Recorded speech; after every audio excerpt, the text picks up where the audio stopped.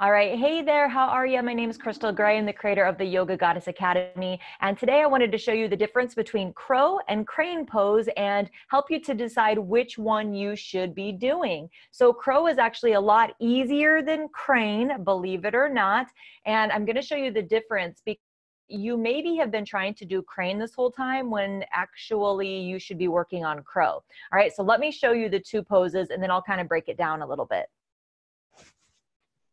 All right, so this one is crow. We got my lovely dog assistant there and my kitty assistant is off screen. So this is crow here. I'll show you like this.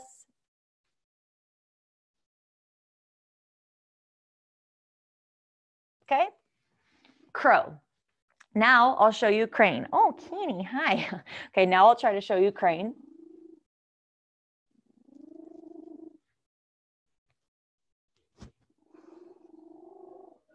Okay, so see there how my arms are more straight and my knees go into my elbows or into my armpits.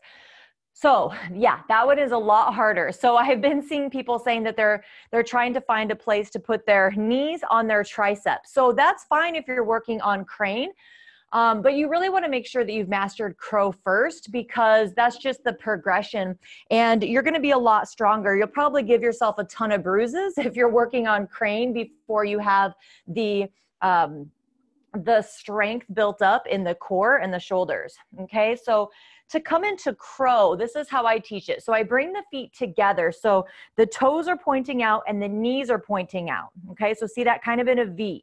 Then you can bring your hands down. Now you want your hands to be just like they would be in your downward facing dog. So they're not too close together. They're not far apart. They're just like they would be in your down dog.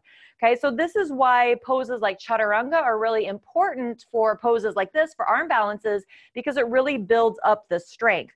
So because in this pose in crow, you will kind of have chaturanga arms a little bit. We're not going to go that far. All right, so starting here, what you want to think about doing is placing your shin onto your tricep, so not the knee. Okay, so for crane, you'd have the knees pointing more forward. For crow, we have the knees pointing out. Hands are flat, lift the booty up, bend the knees, and then bend the elbows like, kind of like a chaturanga. Okay, now you might have to walk your feet in and place your shins onto the triceps. Your knees are pointing out. Your knees are not really on your arms. From here, start to look forward, push forward with the toes, lift one foot, and then the other foot. Okay? And then as you practice, you can hold, try to bring the toes towards each other and breathe. So the key is to look forward. So I would love to know if that was a little bit easier for you. If you've been trying to do crane, let me know in the comments if this was a lot easier for you.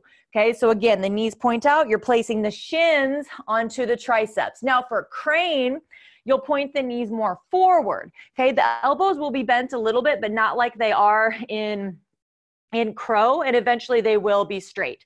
Okay, so I'll show you sideways. So the knees kind of go up here. So it's the knees and like right below the knee. Okay, so lifting here, hands flat, lift up on the toes.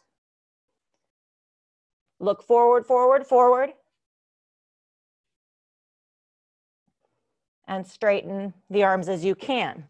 Okay, so you really need to make sure to look forward. It's a lot just about figuring out the balance, right? Like how far forward can I go without falling on my face? So that is the difference between crow and crane. I hope that this makes it easier for you. Please let me know if it did and if there's anything else that's still confusing. So just remember to do crow first with the knees out, then you can think about moving towards crane.